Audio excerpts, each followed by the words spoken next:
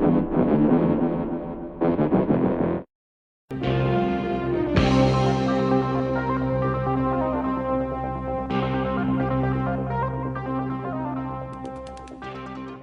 Stallions.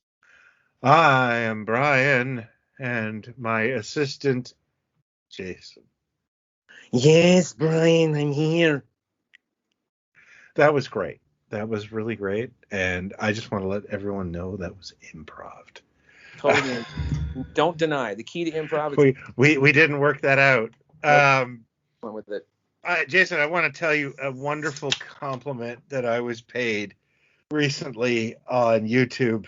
Uh-huh. It said, "It isn't a pod Stallions until Brian yawns." And, that's my secret, Cap. I'm always sleepy. Wow. Let's pull back the curtain and explain that you live on the Sunshine Coast, and I live in Canada on the old Knucklestan, and I live on that, and I live in that Eastern Standard Time Zone. And I'm also like the type that's in bed by 10. So yeah, we're like the mismatched. Yeah. And also we're recording this at Canadian Thanksgiving. Right. So I am full of turkey and red wine. And it's earlier here, obviously. I'm the person who's usually up until 2, 3 o'clock in the morning, mature place, watching stuff and writing and reading and all kinds of. My schedule's very, very weird, and certainly has been the last 5 months or so. Yeah, so, you're kind of a gerbil, because I've like texted you at like 8 a.m, sometimes from the dog park, and you respond, and it's like, what the hell, dude? I'm almost done with this episode of Night Gallery. Yeah. Just watch one more. Dude, you're not supposed to. And what's funny is you're not the only Californian that does that to me. Robin Adams from the Mega Museum. Yeah. I can send her a brain fart, at 9 a.m. and get an instant reply, and it's like, go to bed. Do you know there's been times where it's been super early and I've kind of noticed it, and I actually internally think to myself, don't answer him yet. Yeah. Because he's gonna go, what are you? It's 3:30 on a Tuesday. What are you doing? Psycho. So I thought, just get him in the morning and make him think that you've had a good night's sleep. And so I sometimes haven't even answered back, lest I get a reputation. I wanted to get out of a meeting at work once, and I had woken up at 3 o'clock in the morning and seen the email, and I did respond saying, I don't want to have this meeting today. I don't feel well. And because it was 3 a.m., the dude wrote back, oh my God, yes, absolutely. And it was perfect, but yeah, I understand where you're coming from there. And so what we thought we would do was, we usually do 2 episodes in October. By the way, was anything else said on the YouTube? Like you've got a trademark. Apparently, it's not an episode of Pod Stallions till Brian's laughed. Was there any Brian yawns? Brian yawned. Sorry. Was there a follow up like? It's not a. No, that was just the most recent one. Until Jason does. There's been a bunch. There's Mark Hamill and Seth Rogen. I think we've been through a bunch of them. Wait, Mark Hamill and Seth Rogen. What was it? Yeah, you've heard that before, right? That I sound like somebody, you mean? You sound like Mark Hamill, and I sound like Seth Rogen. Oh, no, I don't think I ever heard the Seth Rogen thing. Oh, no way. Really? Okay, yeah. Oh, that's interesting. Yeah. Oh, okay. All right. I think you get the better end of the deal on that, but I also don't want to fight that too much. You're going to get more. I'll tell you that much. What's that?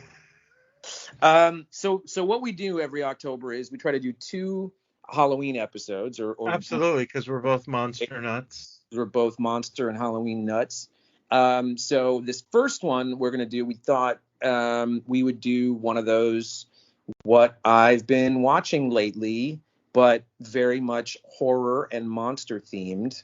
Yeah. Because oddly enough, I've been doing a lot of that recently, and I'm guessing maybe you have as well. Yes So, and no. So okay. this will be an interesting episode. Okay. All Yeah. right. Well, you want to kick it off? Tell us what you've been. Okay, well, for the one thing I want to just point out is that I have been deep into a new project that I've been working on. And I kind of have lost track of time. So I've forgotten it's October.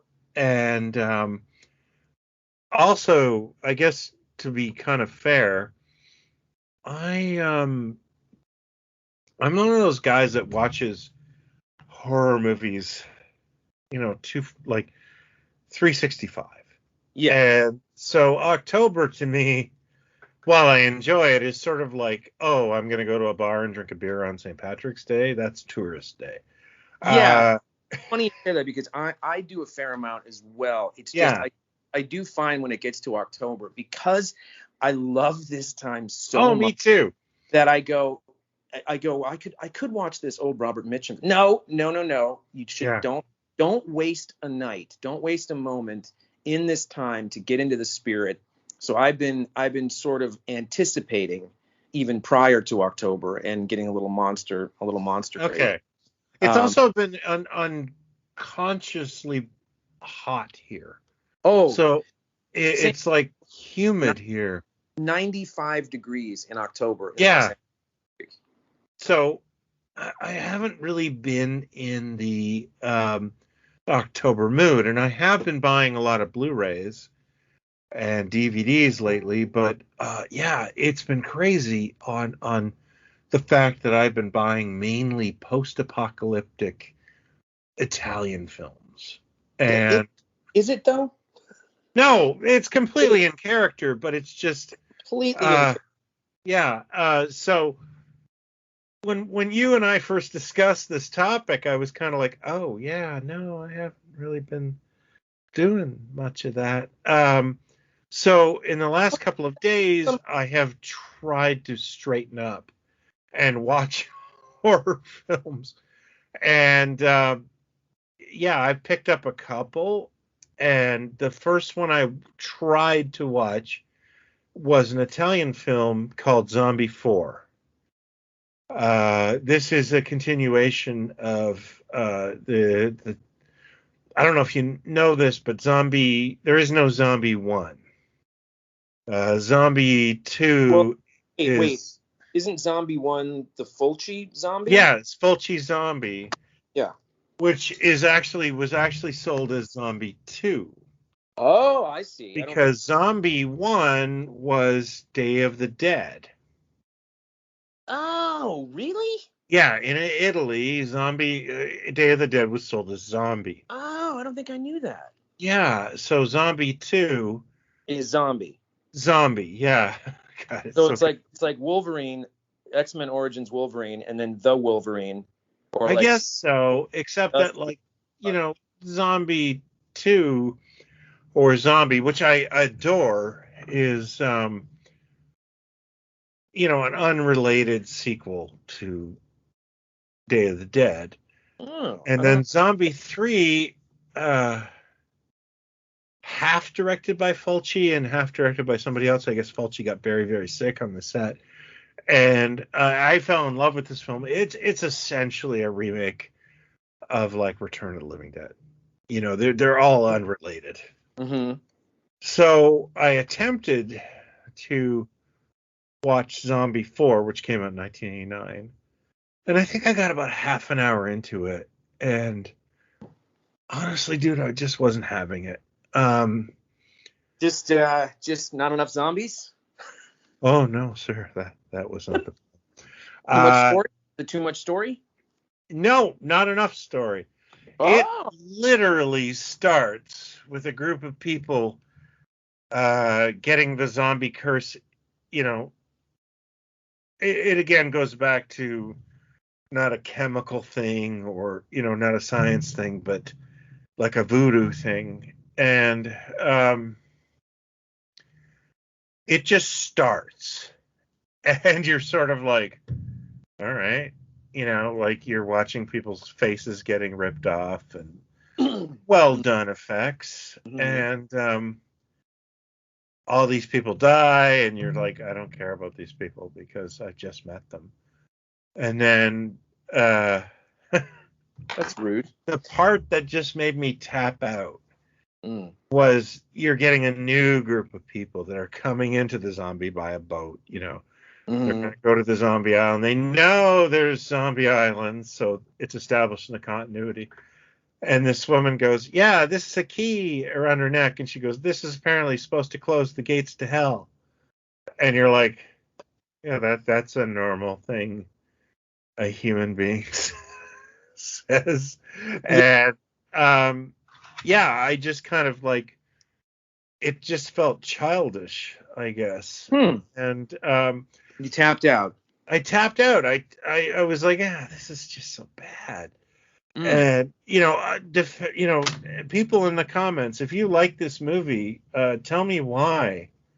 Because I'm a fan of terrible.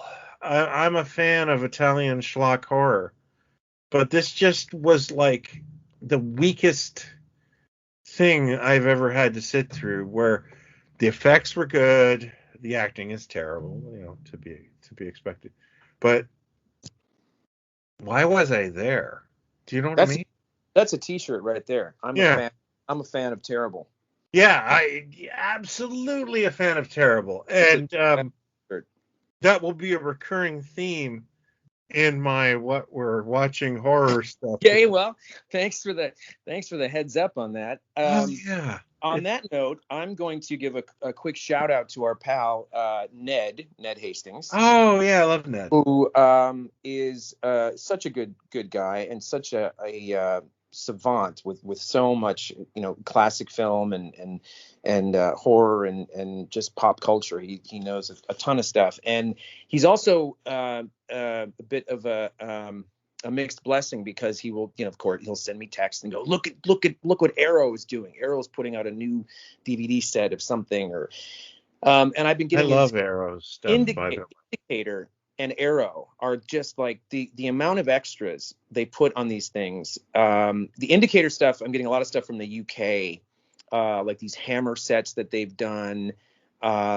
There's a Christopher Lee set that's being done, I think, by what's the one? It's not Arrow and it's not Indicator. It's what's the other one? The weird one. Severin. Severin's doing like this box set of Christopher Lee. Severin Films is Yeah, absolutely but bulletproof to me. he turned me on to this set. It's called Cold War Creatures.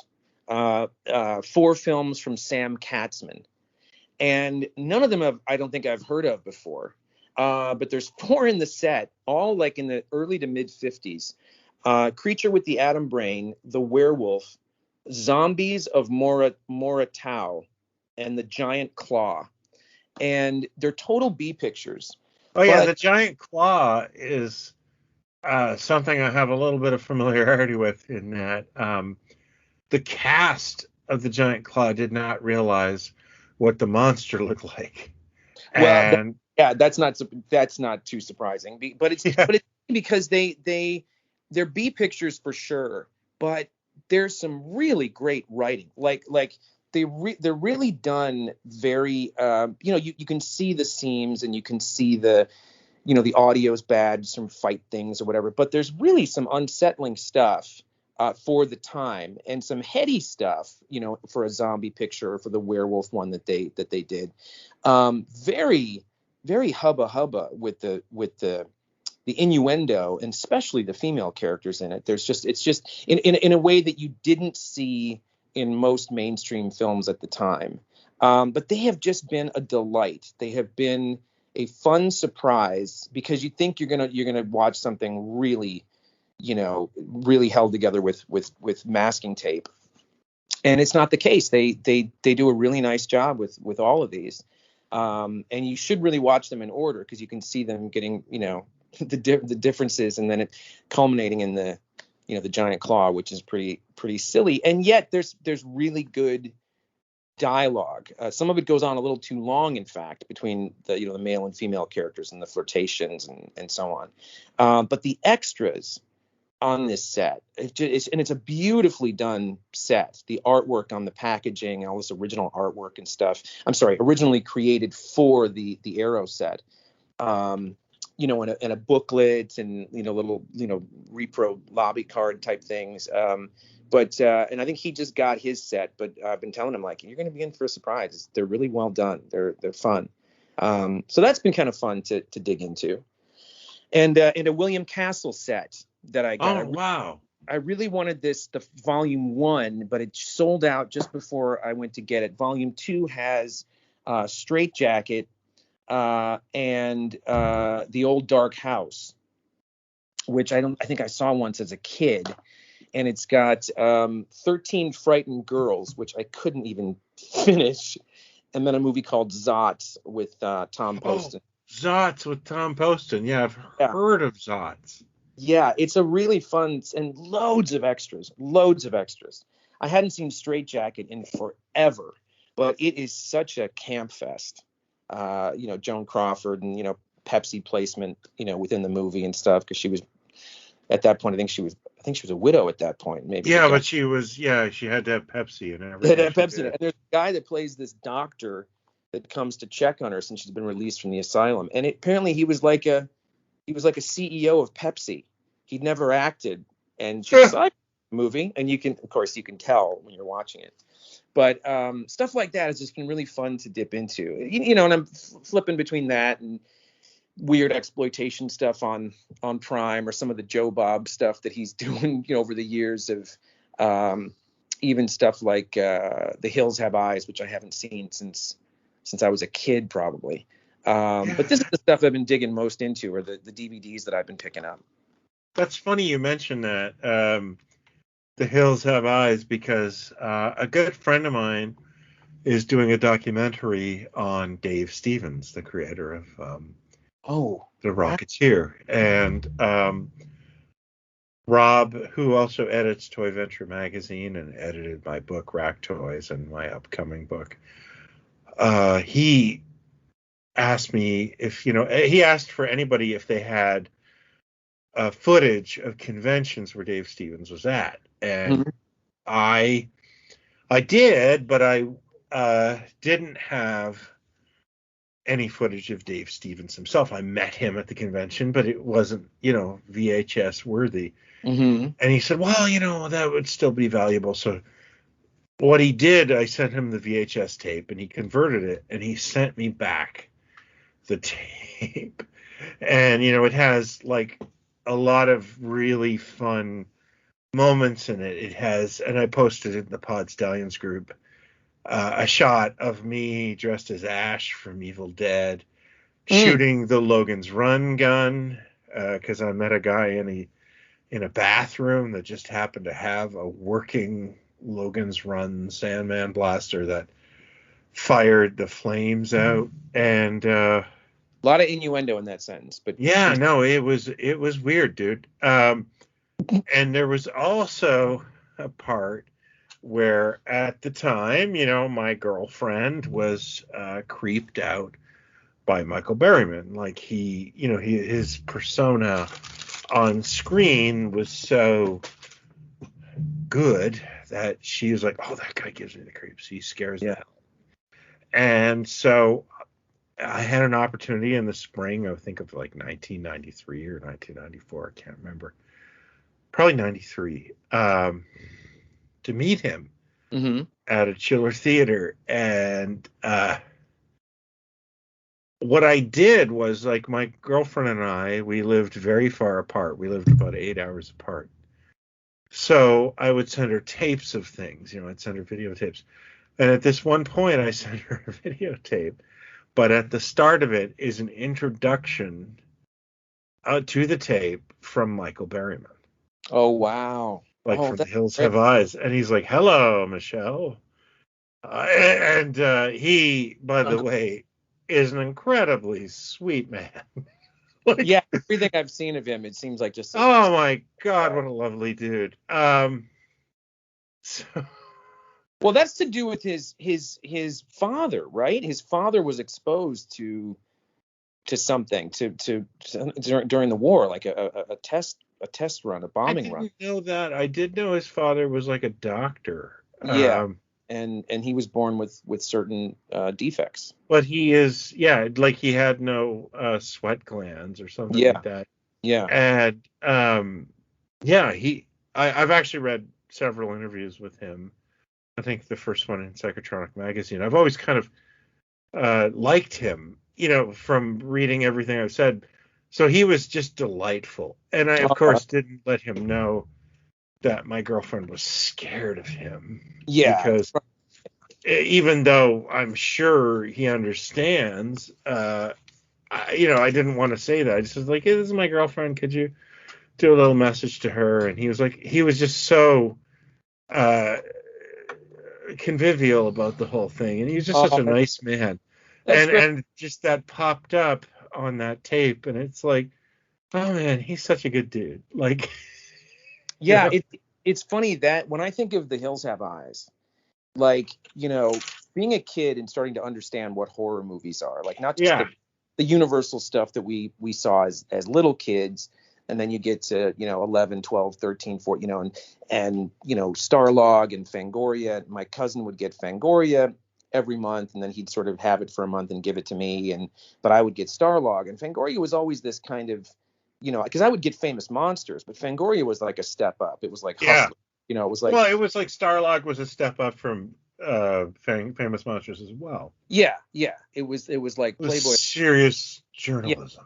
So he would give me those, and then, like, that, of course, this was the early '80s, so it's the slasher boom, and a lot of this stuff, a lot of the cover stories, and are to do with those kinds of films. But I remember, Texas Chainsaw Massacre and The Hills Have Eyes were these two titles that always loomed large as, like, no, no, no, no, no, you're not ready for that. Like, no, that's really bad. Like, it's really, their legend loomed so large that were so disturbing, and even, a year or two after understanding what they were, like I Spit on Your Grave, and really kind of understanding what exploitation was, or what some of these movies were and stuff. I was trying to figure out when I first saw The Hills Have Eyes. I might have been maybe 13 or something, maybe, when my cousin would rent it. And I bet I haven't seen it since. Is And that cousin that? yeah, cousin Yeah, David. Yeah, yeah, same. David. Yeah. Yeah, he was renting all this stuff, and I'd be over there and see things that I wouldn't normally be able to rent or see. And but that's probably the last time I saw it, so I don't really. And it I is, don't know if I've ever sat through the whole thing. it's really, it's disturbing, but it's not it's just kind of, everything is bigger and broader. It's kind of like, I think it certainly borrows from Texas Chainsaw Massacre, which Most is definitely, yeah. which, whatever you think of it, it is a one-off. It is a pretty crazy film. But yeah, so stuff like that. But I try to go into the classics, or the things that are sort of not quite the household names. One of the other ones I picked up, and again, this is Indicator, which I think Indicator might be the UK Arrow. I don't know. Even the website's called something different. But did you ever see Night of the Demon? Do you Night remember this of movie? the Demon. Oh, wait. I'm gonna have to look this up. Full It's disclosure. so good. It's so good. Oh my God. Yeah, I have. That monster is amazing. I love that monster. I love Yeah. that. Oh And yeah. No, that is a 10 out of 10 movie. That is great. It's British film, right? it's a British film, and it's based on a story by M.R. James, who was this, was he Oxford or Cambridge? He was like a professor that would get these, the upper, the posh, whatever they were, the honor students at Christmas time, and he'd tell these stories. Like Mark Gatiss is a big fan of M.R. James, and has adapted stuff for Christmas on the BBC and stuff like that. Everybody, all the making of stuff, everybody, I think Ken Adam, who did all the Bond sets, in the early Bonds, and Dr. Strangelove, he was set designer on this. And but it's really It's also called Curse of the Demon. Curse of the Demon. That's right. It can't. I think in the U.S. it was called Curse of the Demon. In the U.K. it was Night of the Demon, maybe, or the other way Yeah, around. yeah. I have a good friend who's in the Pod Stallions group, actually, Brian. He champions this film. He loves this film. It's really a cut above. Just the themes of it. There's somebody something happens, or somebody dies or goes missing. This acquaintance of his comes to England to find out what happened, sort of thing. And it's about a curse that gets passed along, and there's a strange character that's kind of in touch with Satanism, and That's one is. some things are kind of alluded to and some things are kind of said, but it's just really well done. And then it climaxes with you see the creature, you see drawings and stuff, and the creature show. It's a magical creature.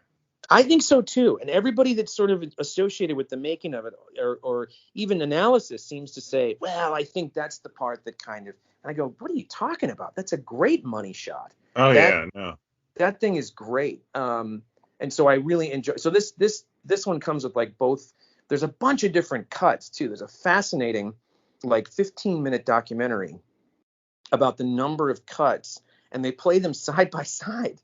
And it's so fascinating to me. Some of these not household name type movies that get all this tinkering done to them for some reason, where these different versions are floating around out there.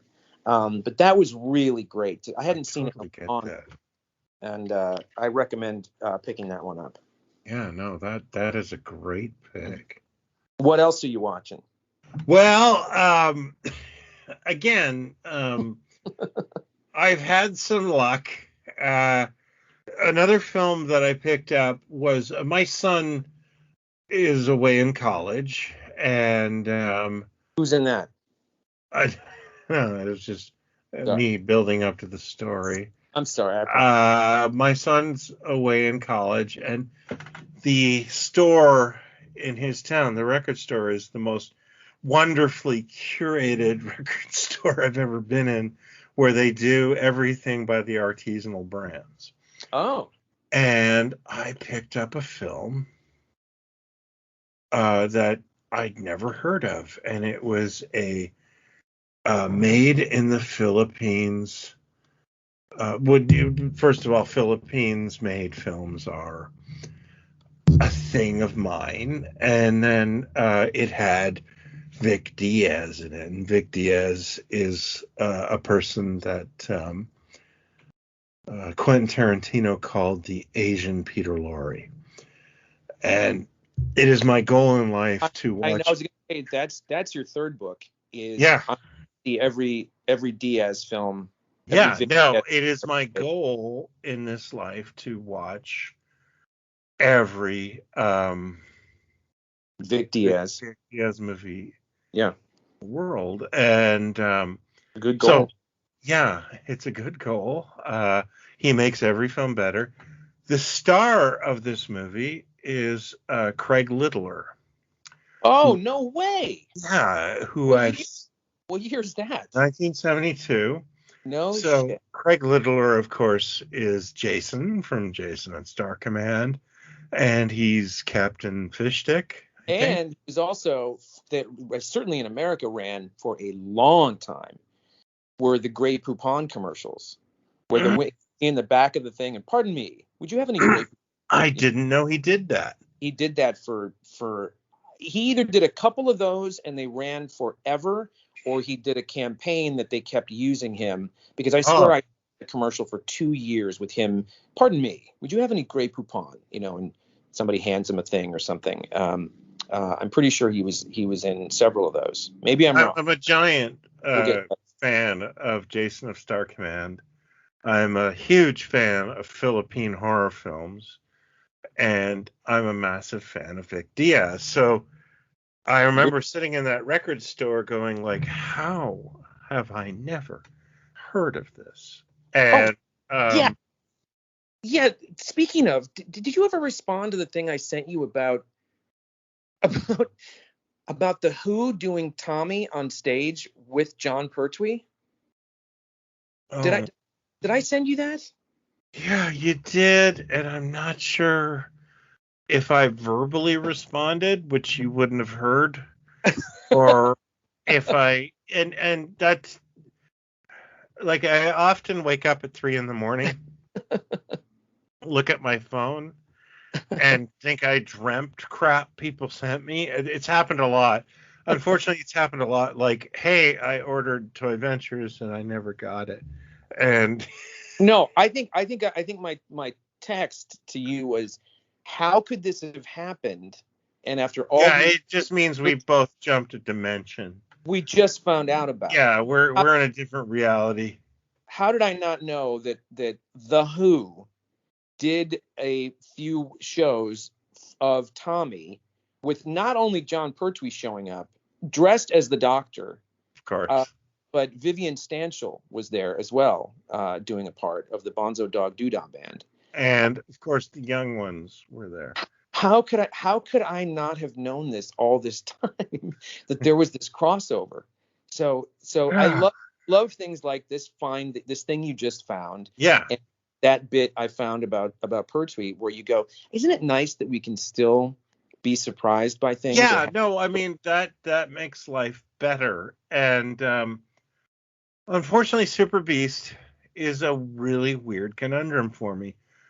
It is a Filipino horror movie that mixes The Island of Dr. Moreau with The Most Dangerous Game, mm, which is a huge trope in films. mm-hmm. And what's really odd about it is John Ashley and Eddie Romero, two massive uh, Filipino horror people, made a film called The Twilight People in the exact same year. Mm-hmm. And The Twilight People is a mashup of The Most Dangerous Game and The Island of Dr. Moreau. Mm. And it also has Pam Grier. I'm just looking to see if, oh my gosh, they didn't get Vic Diaz for that. So What? Vic Diaz is not in the Twilight People, but It must have been a crap budget. They couldn't oh get. no, that's the interesting thing is that Super Beast has an incredible makeup budget. It looks good.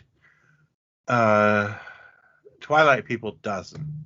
Twilight Speak. People has some really cheesy Roger Corman kind of effects because Roger Corman Speaking of was Super Beast, thunder.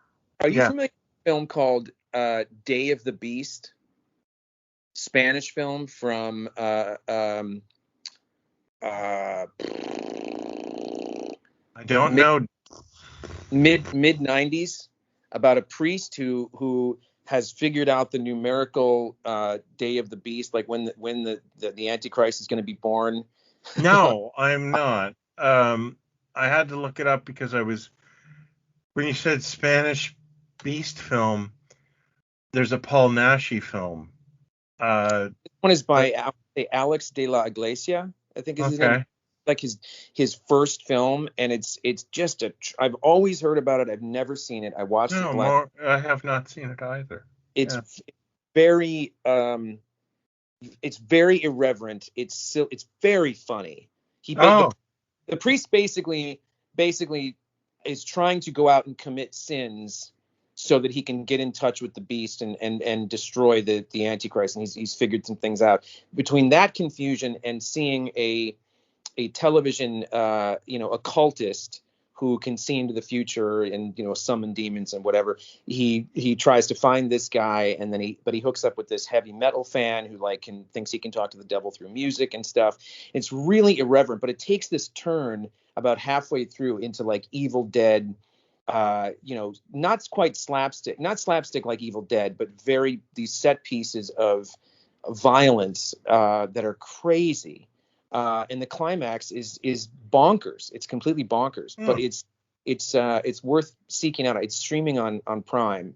Oh, I'll have to check it out then. Yeah, Day of the Beast. He did this Iglesia did a couple. I've only seen a couple things he's done, but he did this show that was just on HBO Max called, I want to say it's called 20 Coins. Did you happen to see any of it last year? No, no, we don't get HBO Max here. Oh, okay. Well, it was a really interesting show about again, this bad, but like a badass priest that sort of walked away from, he went off to a little town where nobody know who he was because some heavy shit happened with, the devil and stuff. And there are these 20 coins that had to do with the crucifixion or something, that if somebody gets all of these coins, they'll control the world, sort of thing. Really Neat. a strange hybrid of stuff, and it's the same guy, this Alex de la Iglesia. I'd love to know if anybody out there knows who I'm talking about or knows his stuff, but I'd recommend that because it's just bonkers. It's a weird movie, and I found myself kind of laughing out loud a few times at how Oh, silly. So then I went and did something. The other thing I got from, did you ever see a Peter Cushing film called Corruption? Or I believe the U.S. title or original UK title might have been The Laser Doctor or Laser Killer. okay. I've never seen a film called The Laser Killer. It's from I'm surprised that I can say that with conviction. it's from 1968. It's Peter Oh, Cushing. It's the kind of film that like he, afterwards went, I really shouldn't have made that. Like because the character, oh, I there's the think I've violence. heard of it.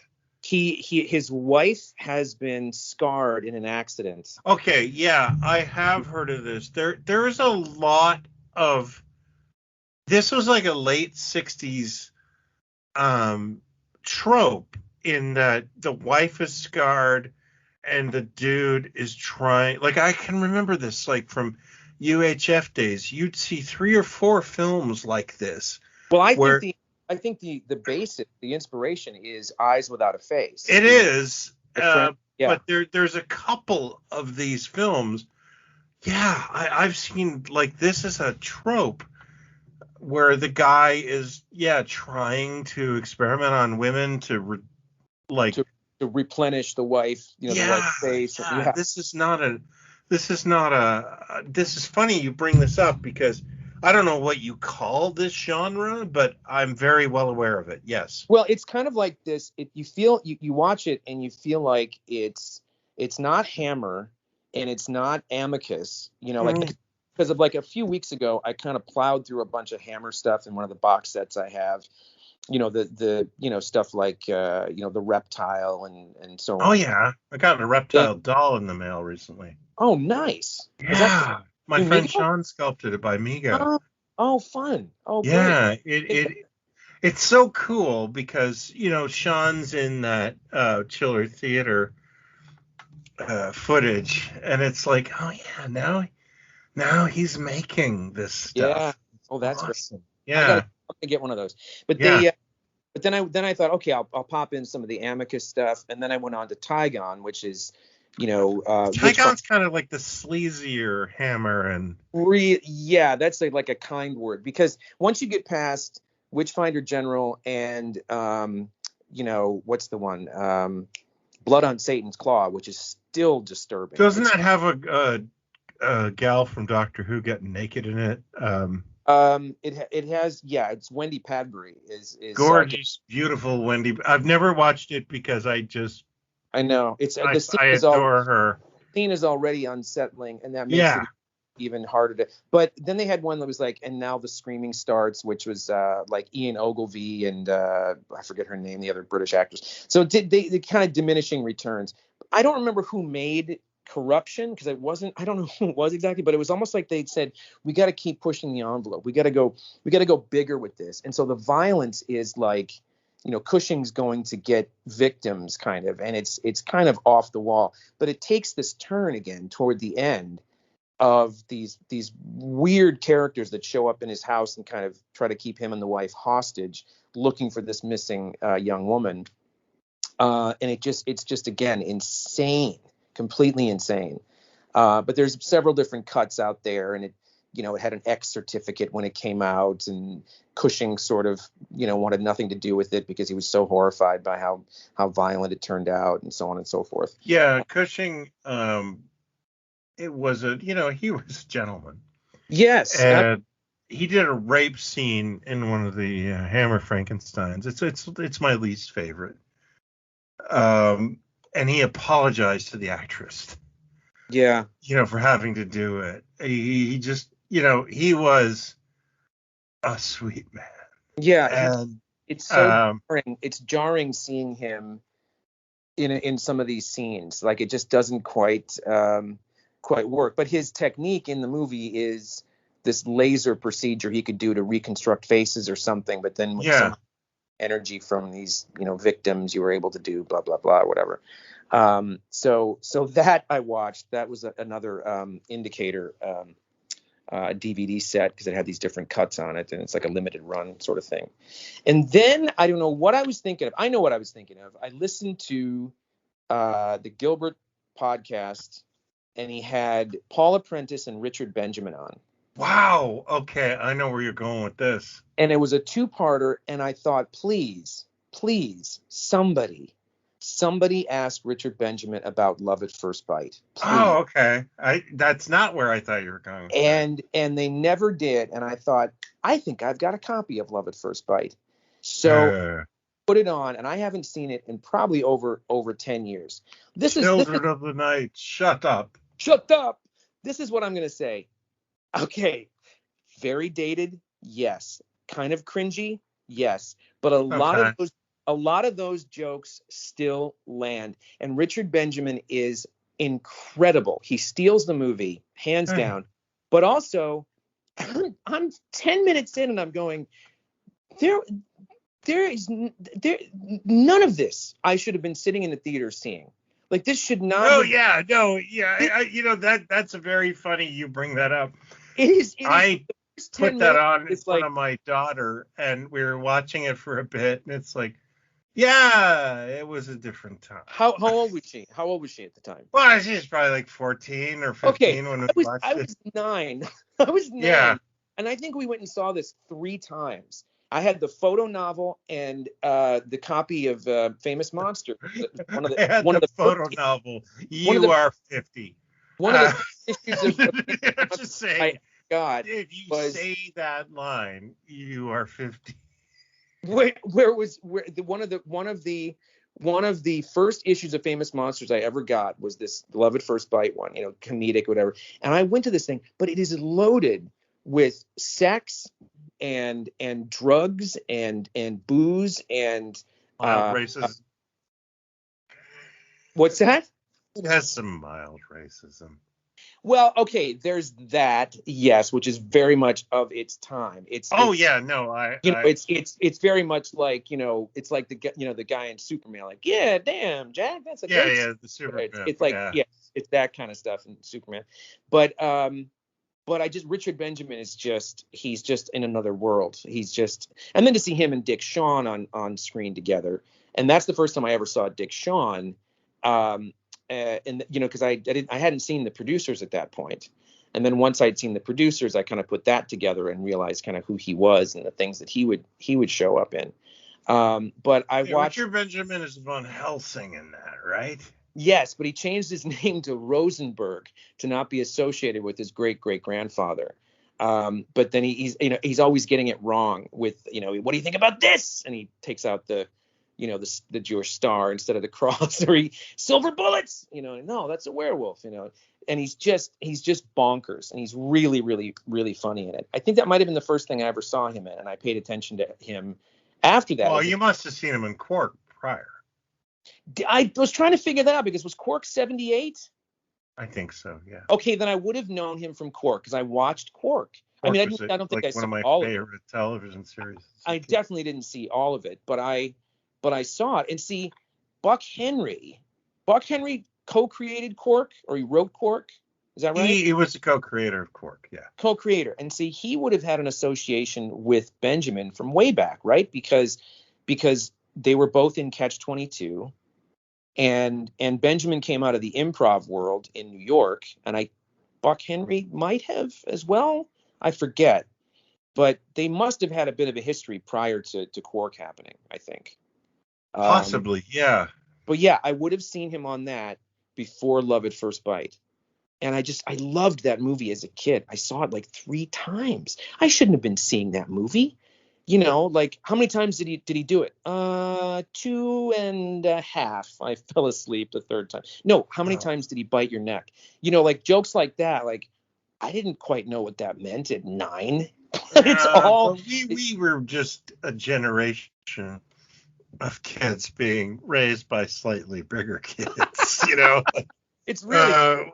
It's when I really. think about it, and not to denigrate some friends of mine, but you get these posts on Instagram or Facebook of like, yeah, we got to play outside and we got to, go to the emergency room.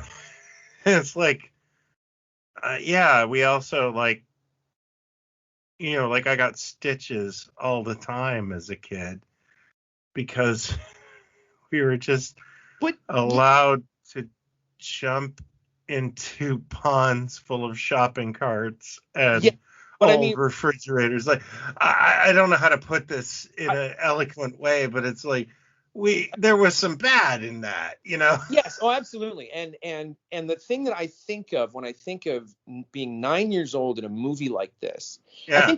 think the prevailing attitude must have been he's not going to get that job. I remember going to see 9 to 5.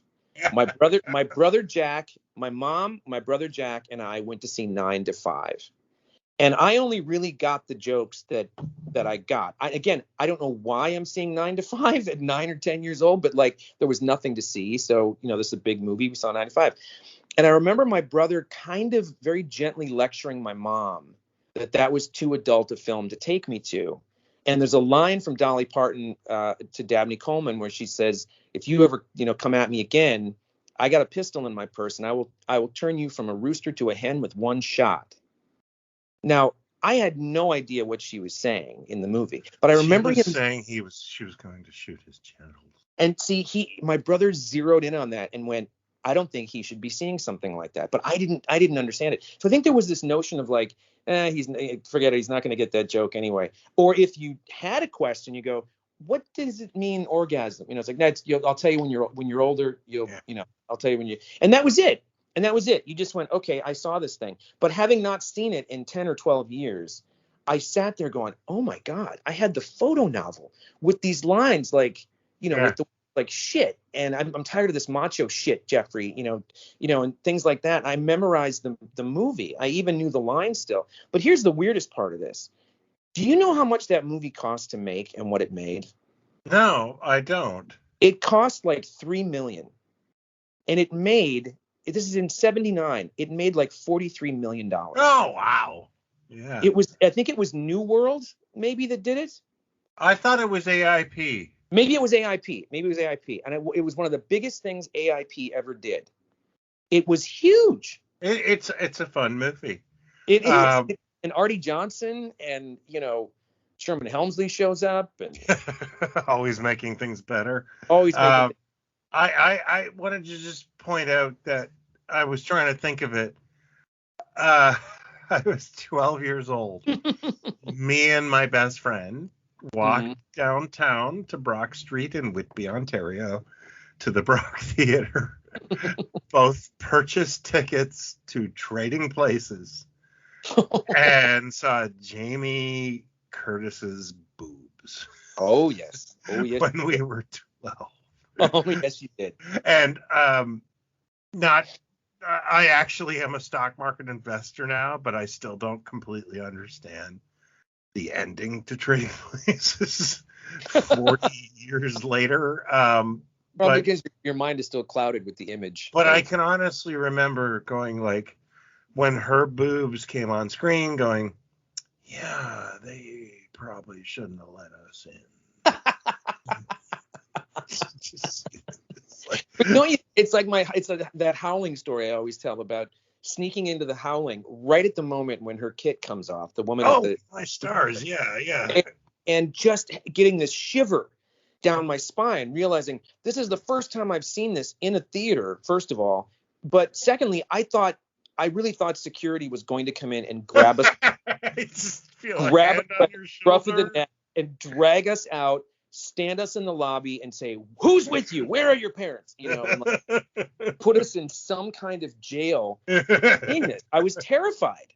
So it's always that anytime if I watch The Howling and it comes to that moment, I am right back in that theater, and I have that little jolt of they're gonna get me. They're gonna get out of here. I did turn to my cousins. I've done some time. I think we should get back to, and I think the movie we were seeing, I could be wrong.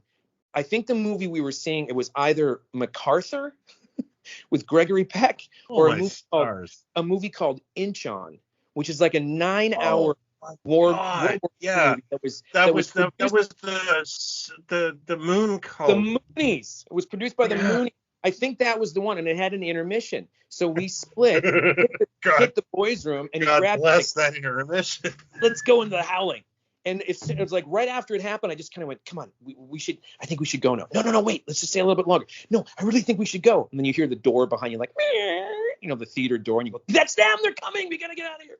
There was an evening in the early 90s where me and a friend, I can't remember the movie we were watching, and we were like, screw it. Let's just, like, it was like Wednesday in October, and we started, like, theater hopping. And I can't, like, we just went through, all I remember is one of the films was called Year of the Gun. And we walked into the theater and started watching about 5 minutes of that. And there was this throbbing glitch on the screen that gave everyone a terrible birthmark. And we were just... What year was this? It was probably like the 90 or 91. Oh, okay. The year. So I'm 20 years old. Okay. And you're flipping, and whatever movie we were watching sucked. And we were like, let's go flip over to that theater, and and we flipped over to like 2 or 3 theaters and started watching different films. And Year of the Gun, there was this throbbing birthmark on everyone's face. And we were laughing because we were like, I don't know how these people are putting up with it. Like, and nobody complained? Nobody was. Well, there was like 3 people. Like, literally, who gives a crap. I gotta know. And that was the funniest evening because we sat through, I think, 3 or 4 films that evening. Oh, wow. And they're all unmemorable, but Year of the Gun is the only one I remember because of the throbbing birthmark. Which is actually a great punk band name. Actually. Yeah, Throbbing Birthmark. Yeah, no, patent pending. Yeah. So that the other thing I picked up, which I wasn't going to pay full price for, so I stole. I did for Year of the Gun. So I stole it. No, is the 4K. There's a 4K release, which I don't even have 4K, but it's a 4K release of Beetlejuice. That is Beetlejuice. Careful. It's designed like the handbook for the recently deceased. That's what the case looks like. Oh, wonderful! Yeah. And it's got little extras, like a little paper ad for Beetlejuice. The little ad that's in the movie. That's a film I fell in love with Winona Ryder. Oh yeah. And it's what's a crime, because I rewatched Norm Macdonald passed away, obviously, and there was a show that he did on Netflix where he had like a weird little kind of talk show. And if you haven't seen it, people, I recommend at least watching the one with Michael Keaton, because people forget how damn funny Michael Keaton is. He just has one of the funniest lines ever. He's on fire on this show. Oh, yeah. And so McDonald mentions it, like they're really making each other laugh, but everything he's throwing to Keaton is just knocking out of the park. And he says to Keaton, he's like, well, did you ever hear that Sam Kinison was going to do the part of Beetlejuice? Because he would tell me, like, you see that, the long coat he's wearing, like I would wear that duster all the time, like it was going to be me or something. And Keaton was like, I've never heard that. But did you ever hear that Burton's original idea was going to be Sammy Davis Jr. was going to play Beetlejuice? He wanted No. Sammy Jr. Yes.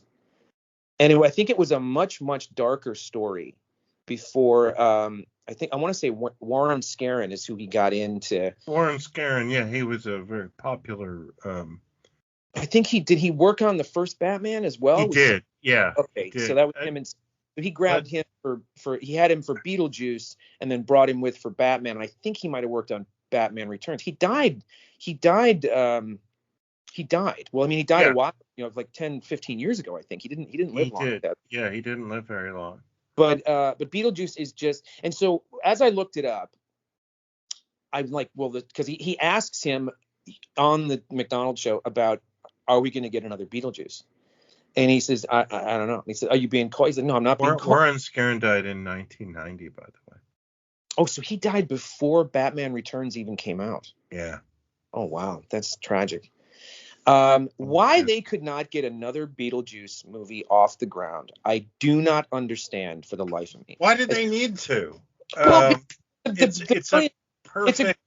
It's a great character, though. When you got a character that's like gets a cartoon for 3 seasons and a toy line well after the movie hits, because it really found another life. It was a hit movie, but it found a real life on video. And then you've got the character showing up at Universal Theme Park and all that stuff. Like, why wouldn't you make another film, especially when you could put Keaton in makeup? It wouldn't be an age thing. It wouldn't really matter. But just when you read about the number of aborted attempts, you just go, why is this so complicated? Like, this thing would be massive if you did it. Never understood why, because we should have gotten more from that character, because Keaton actually wasn't even in the final scene. That scene at the end when he's in the waiting room, they added that scene because the previews were so like, more Beetlejuice. Why isn't he in this more? They added that little scene because the audiences liked him so much. But anyway, you can't sell me on Beetlejuice. I love Beetlejuice. The only negative to Beetlejuice for me is at that time when it came out, and oh my God, how old is this movie? I want to say 88, I think it's 88. 88. So I was working in a kitchen at that time. I was 17. I was working in the kitchen, and I loved the film. I saw it in the theater, and I told my boss that and my verbally abusive boss about it. Chefs are crazy people, and especially at Burger King. Yes, this was not a Burger King. This was a fancy restaurant. I was the prep guy at a fancy restaurant, and he hated Beetlejuice, and he was pissed that I recommended the film to him. He brought it up for months. Wow. Like, yeah, but you recommended Beetlejuice, idiot. What's he doing now? He's dead. I guess that argument. He was one of those guys that you hated and loved. So, like I mourn his death, but also like that guy made me cry a lot. Wow. And by the way, I was making $4.20 an hour working. It'd be ironic if he died in like a tragic haunting. He had a massive heart attack because he was insane. Well, there you go. He was one of those guys that, like Beetlejuice himself, was like, you loved him, but he was also an asshole. Mm-hmm. And like, funny as hell. I can honestly remember working with him a couple of times and learning some wonderful things to mess with people. Mm-hmm. I had a very abusive art teacher in high school, and if you know me, I'm an artist, and she did not think so, and belittled me and put me down, and she ate at the restaurant. Oh So, no. Oh no. and You he want kind to of gave me this great advice of like, that's my art teacher. I friggin' hate her. And he went, you know what you got to do right now? Make sure she knows you made her lunch. And I poked my head out the window and waved at her. And she waved back cautiously, and I winked and kind of pointed at her and nodded and put my head back out the window. And we had done nothing to her lunch. I was going to say that story didn't quite get as sinister as I was hoping. Yeah, no. I thought it was going to No, get we real had wild. not screwed with her lunch in any way, shape, or form. Thanks for But the now recording. she had to go, oh, that student I belittled for 2 years. Yeah. He ate Whatever. what I'm eating. What happened to her? And what's that? Whatever happened to her? Who gives a damn? Oh, well, I thought maybe she'd be dead too. I mean, it's a great story. They, No, they both ended up not being that I dead. wish that on anyone. No, of But course not. she probably spent that, the rest of the day thinking, did he touch my food? Did he do anything? Which, Oh, she thought about it a lot longer than that day. Believe yeah, me. She thought about it for a good 2 weeks. It kept yeah, popping. good. Yeah. And I'm glad. But, Yeah.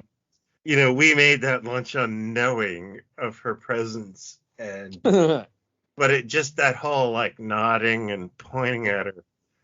Oh, that was delightful. Oh, that's great. And she was like, just for anyone listening, she was a terrible human being. Horrible. But So speaking of horror and horrible things, the other thing that I'm just about done watching that I was actually watching today, and I'm not sure we ever talked about it, is a little film from 1974 called Black Christmas. oh my goodness, Bob Clark. Bob Clark, did you know it was a Canadian film? You must have known Yeah, absolutely. Filmed in Montreal, and it's got Canadian treasure, Margaret Kidder in it. that. Margot Kidder. It's got Andrea Martin, who replaced Gilda Radner. Oh, isn't that crazy? Gilda Radner And was doing and SNL. my hero, John Saxon. John Saxon. The other dude that's in it, Keir Dullea is Air in it. delay from Starlost. Yeah. And the dude from you know his name. He's a Canadian, a really good looking guy. He's got a Hingle, something Hingle or Pingle or Tingle. He was in The Brood. He's the ex-husband in The Brood. Art Hindle. Art Hindle, by the way, I believe is in some bringing it back to Plaid Stallions, is in some fashion catalogs too. Oh, He's like in some Sears catalogs. And it's also got one of my major childhood crushes, somebody I was just mentioning to my daughter, Olivia Hussey. And the woman, one of the victims, I should just say, and I can't think of her name, but is the romantic lead in Strange Brew. The one who is the niece, the granddaughter of my stars. I can't think of Lynn something or Lynn Griffin. Lynn Griffin. Oh my gosh, you're right. Oh wow. It is just filled with faces, just everywhere you look. Canadian faces. Strong. Yeah. She's Pam Elsinore. That's right. Yeah. Oh, wow. I need to revisit that. Yeah. It is a really good movie. It is. You can see why it's been heralded as this sort of, the precursor to Halloween. Yeah, Doug McGrath is in it too. You wouldn't know Doug McGrath all that. No, in fact, I looked him up because I thought he was the other Doug McGrath. There's a younger Doug McGrath that's an actor and a writer. And when I saw the name in the credits, I went, oh, that can't be the same guy. Doug McGrath is in this terribly depressing Canadian film called Going Down the Road about two East Coasters who go to Toronto to find their dreams. And it was wonderfully parodied on SCTV. We've talked about this. Mm-hmm. Where it's called, I can't remember what the SCTV version is called. But it's absolutely wonderful. Like it's painful how good the SCTV version Okay. is. Okay. And I've talked about how the same actress plays the same role in both versions Oh, because we're Canadian. oh, And that's funny. yeah, so and my father-in-law saw it going down the road in the theater, and he said, "Yeah, we all just left silent after seeing that because Yeah. it was a Guy. slightly depressing Canadian film." There's another guy. There's like a police lieutenant or a police man at the front desk that I got to look up because he's so familiar. Like I'm sure he's a Canadian dude as well, but he was in loads of stuff. A character actor. That was Doug McGrath, a sergeant. No, with the big eyes, the big eyes. Oh, I don't know. It's been a Oh, long time. okay. Maybe it is him. He's kind of goofy looking, but he's maybe it is him. But Saxon would have just come off of Enter the Dragon, right? Which was mega. That's amazing. I mean, I think he just dropped into this thing with a few days notice, sort of. But it's really it really holds up. Like it's really it's Hitchcock, but it's also it's kind of like the precursor to the slasher stuff. And you can see where John Carpenter got. Yeah. By the way, Doug McGrath is the guy with the big eyes. Okay, then yeah. And he is from Going Down the Road, which is a super depressing film. And he plays an amazing, like, East Coaster optimistic dude. And I can't recommend Going Down the Road because it's sad. I thought I knew, but I've seen him in other stuff too. He's just one of those faces that pops up in movies. But it's a movie worth revisiting. It's a little early because it's not Christmas yet, but yeah. But I'm getting the the horror out of my system. Here's a little trivia that I never knew until a few days ago. Yeah. You know the opening crawl of the Texas Chainsaw Massacre? No, I've never seen the Texas Chainsaw Massacre. Oh, you've never seen it? No. I think I've only seen it maybe 2 or 3 times in my life. So nothing against. I think I passed out while watching it at a party once. It's still a very strange film. It's one of my close friends always told me that it's the kind of film that you watch and go, "What the F did I just watch?" And it's atmospheric. Full disclosure, grew up having a major tragedy in my life. And I lost a family member to a murder. So anything with slashers doesn't super duper appeal to me. Yeah, it doesn't really. The genre never. None of the 80s stuff and none of the Halloween. I admire. Halloween is a masterpiece of terror. Right. That's why I never really latched on to the Hills Have Eyes and stuff like that. But Texas Chainsaw is this weird. It's a weird concoction. It's a very I can sort of admire what it is for the time and how insane it is. I don't know why it's got such a following that it does. But the opening crawl is read by John Larroquette. Yes, I knew that. Which I never knew. I never ever knew this. Actually, that was something my good friend Brian told me years ago. And it reminds me of the monster in Flesh Gordon. The claymation stop motion monster in Flesh Gordon being voiced by Craig T. Nelson. I didn't know that. I just love the monster. It's right. I just love weird shit like that, but I never knew Larroquette, and apparently he was Texas native or something, and I don't know how Hooper got to him, but said, "Can you sound like Orson Welles?" And he said, "Of course I can. I'm an actor, whatever." And then he did the opening crawl, which is a little Wellesian sort of, but and he's doing. Craig T. Nelson was also in 2 vampire movies. He was in The Return of Count Yorga and Scream Blackula Scream. Is he in Scream Blackula Scream? No way. And no way. I want to point out that both of his characters, he is very much like the actor, what was his name? Dolph Sweet. If you look at Dolph Sweet from Gimme a Break's IMDb, he is Dolph captain, sergeant, captain, lieutenant. Yeah. Like he's always playing a cop. Yeah. And Craig T. Nelson's first 2 film appearances ever, he is playing a character named Sergeant in vampire movies. I'm trying to think of what he was in just prior to Poltergeist, because I found that an interesting casting. He was choice. in Private Benjamin playing Captain William Woolbridge. He was also in Where the Buffalo Roam, a film I adore, playing a cop. Right.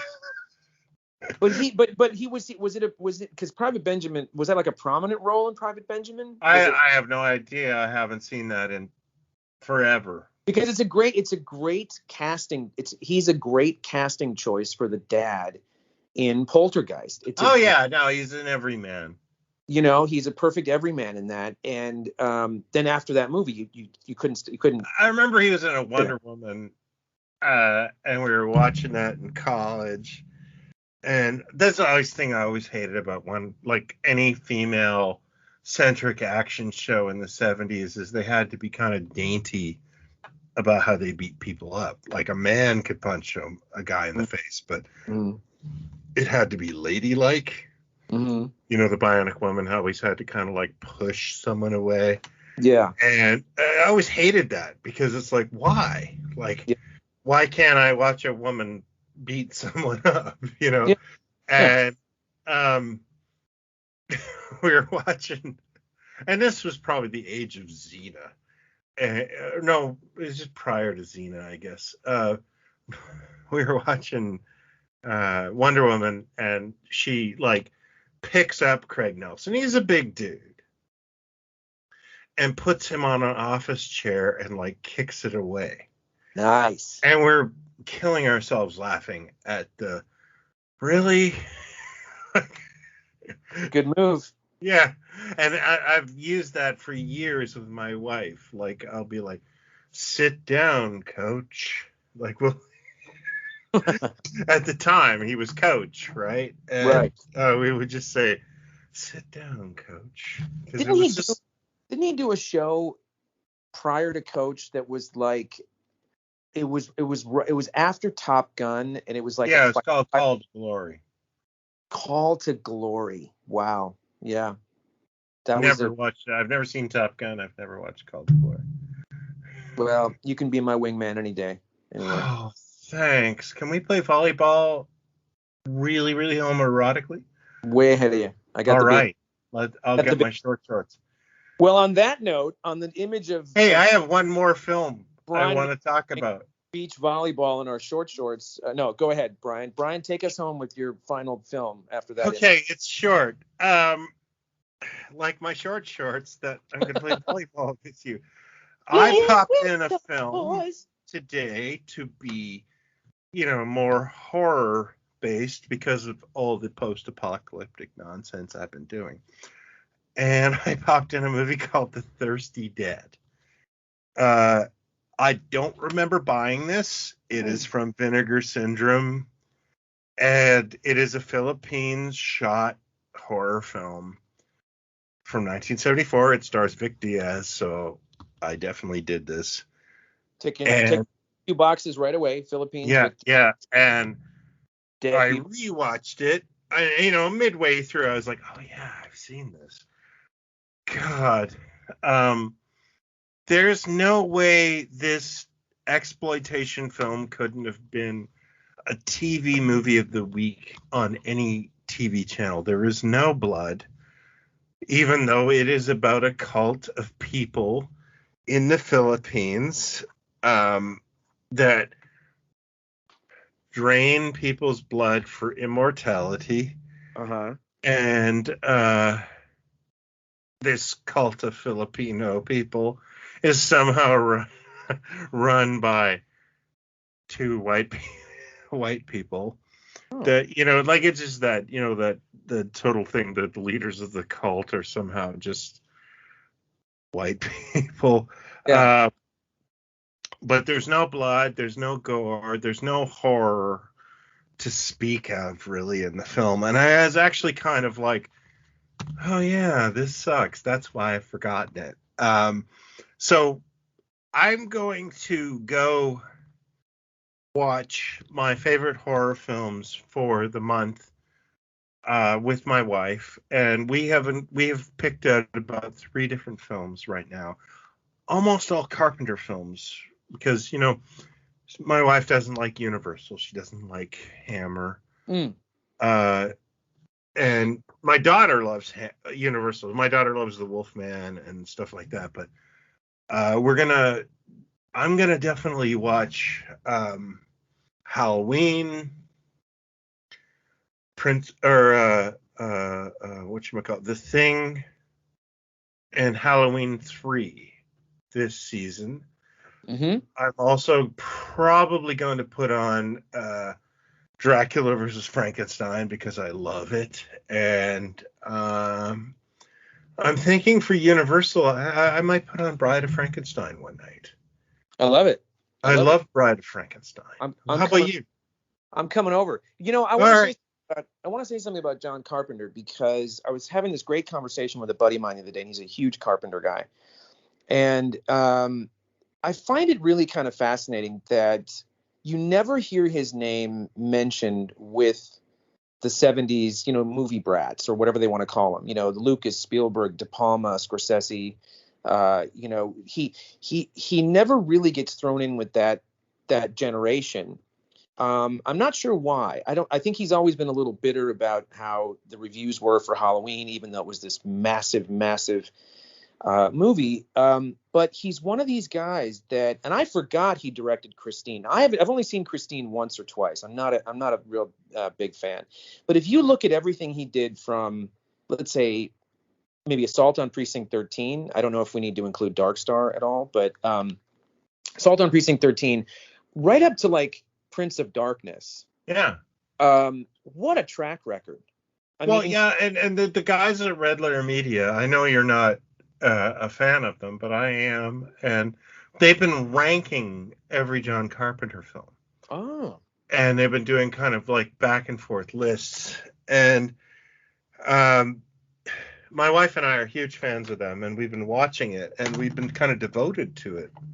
I think they're on episode 2 of a 3-episode series, and it's such a fun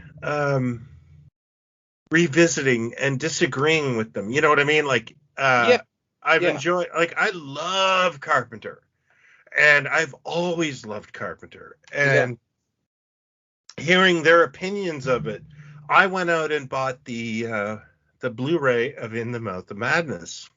Great movie. And I take it back. I'm going to take it right up to In the Mouth of Madness. Mouth of Madness was what, 94, 93, 94, 95, 94, I think, because that was the first movie that my friend Sean, like, that was a big film that one of my closest friends worked on. Yeah.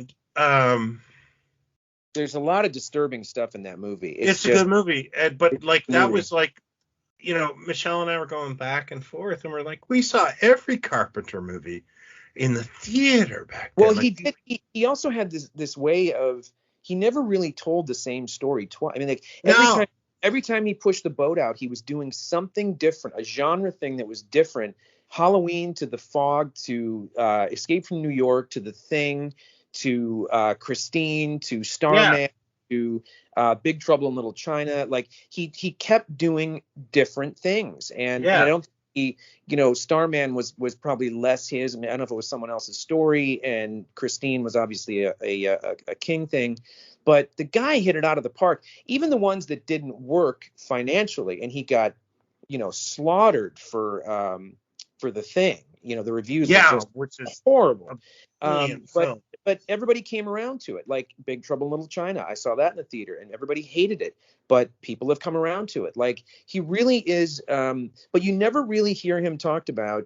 I'm trying to say it in terms of consistency. If you want to put him up against, and I know this is sacrilege to say this, consistency of product, of a finished product, and sort of what there is, I think he's he's right up there. I think he's more consistent than Spielberg's career has been. Let's put it that way. I know Carpenter isn't really doing stuff much anymore. He's heavily involved with the new Halloweens, the David Gordon Green ones, and signing off on stuff and giving doing the music and giving pointers and things like that.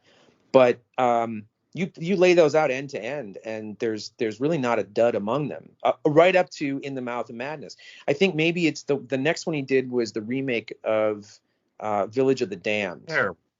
That's pretty bad. Yeah. But right up to In the Mouth of Madness, it's like, damn, that is a hell of a track record. Yeah, I'm a huge Carpenter fan. So Yeah. In the Mouth of Madness, I haven't seen in like 20 years. So I was excited to revisit that, and it's one of the things that I'm excited about doing right now. I think it's gonna. I was away from it for a long time, and when I tried it again, I was. By the way, we used to drive up to that church because it's filmed. It's all filmed in Toronto, and we were kind of into that at the time. So it's going to be totally like a time warp for us in terms of like also when I buy a Blu-ray, often I watch them in the basement by myself, and my wife was like, "No, I want to watch that one with you." That one. And even Prince of Darkness is disturbing. We watch I like Prince of Darkness very much. It's a forgotten gem. Just the notion of the message, the message that keeps coming through from. I mean, it's still that is a haunting image, and it's not a happy story. No, it's depressing science fiction horror. It's great. Yeah, and In the Mouth of Madness is very Lovecraft too. Absolutely. Very Lovecraftian kind of vibe to it. I always go back into stuff for Halloween. Yeah, I know. I'm actually super duper excited about it. Yeah, and I forget where we were going with this, but what your schedule was for upcoming thank you. There you go. So I'm hoping to get a few Halloween well, you got some pictures time out, and I'm gonna do some fun stuff on the YouTube channel, and I'm gonna announce my new book on Halloween. Fantastic. And you know what it is. I do know what it is, and I'm just glad that somebody got the rights to Heidi and is writing another story for her, because it's been my wife's cousin Heidi. Very excited. No, I'm very excited. And I want to say to the world that I got the reprint of Rat Toys. Magical. Thank you. Crazy plastic. What's the subtitle? With Crazy. A forward by a young Jason Lindsay. A young, nubile Jason Lindsay. Naive Jason Lindsay. Oh, those were the days. Were we ever so young? I don't know. I barely recognized that voice. I was just barely a 41-year-old pup. I'd be lying if I said the introduction wasn't my favorite part of the book, but it's a great book. The Roger Moore sunglasses, by the way, in the reprinting of it, because Nacelle had a different press setting, those Roger Moore sunglasses drove me crazy. Did you think each time they were driving you crazy? Did you? The Lord Eltonness, because they kept coming up in the report of saying, no, there's something wrong with this image, and it was, it's too cool. That's what it is. That's I was dealing with also a 10-year-old file of a book. Too freaking awesome to make it. It all worked out. But it's all great. Good, and it's fun. It's a fun read, and page through, and all the extra stuff that's in there. So kudos on that to you. I'm very proud of you. Thanks, man. Yeah. It was number one on Amazon. It was just so fantastic. The magazine continues to roll on and get better with every issue. Toy Ventures. It's such fun. Hey, what did you think of the Alex Ross piece that you wrote? I thought it was all right. I thought it was okay. Yeah, just okay. He was a little cold. No, it's great. The whole thing was great. And like I say, it gets better and better. And very, very happy for you that it's a labor of love that people are loving. It's getting bigger and bigger. So yeah, it's great. I'm not quitting my gig anytime soon, but very, very happy with the success. And this has all motivated me to move forward. And I'm very appreciative of that. And I will be. And we might have some.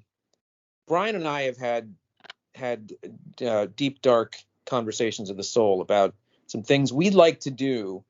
We're adopting a cat. Regarding adopting a cat. Regarding Pod Stallions.